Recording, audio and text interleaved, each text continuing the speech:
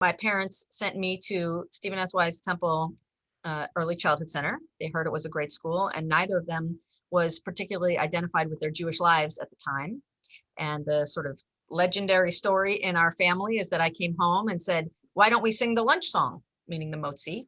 And they said, "What's the lunch song?" And so that and they started to learn, they started to get involved, they started to take classes. Our mom started to teach classes. And so in my 18 years of living in our home, our parents went from very little serious Jewish identification to being hugely involved. It became my mom's profession, and they go to study sessions, and they go to Hartman, and they love HUC, and they are very, very, very involved. They're on all kinds of boards. And so as my very good friend Malila Hellner said when I told her that story, she said, "Oh, it dripped on you." Right. So like their passion for Judaism was just growing while we were in the house. And it wasn't something that they forced on us and said, "Oh, this isn't for us, this is for you." It was so genuine and loving and warm and fulfilling for them. And that was the model that we saw.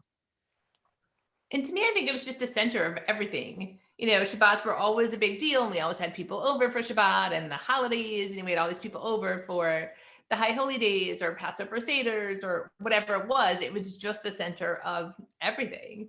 And it was such a lovely way to grow up, with just really living a life very much on Jewish time, really having the holidays and Shabbat be the center of our lives in a lot of ways. I actually usually use Passover as our example for me of like what embodies what growing up in the Chernow household was like. That every year we have traditions that we have to sing the exact same song and the exact same tune, make the exact same jokes that we've made for 40 years. And every year my dad in particular spends hours and hours and hours scouring to find new materials so we can add new traditions and new insight. And I think there was this, and this happened in all parts of our Judaism in our lives, but it was this like honor and of tradition, but excitement and innovation and fun that was always happening. And it was just, I think the combo of the two was really powerful. And as Mari was saying, the other thing too is that for my parents, Judaism wasn't for the kids, but it was for them as well. And so they really modeled for us what deep Jewish learning can be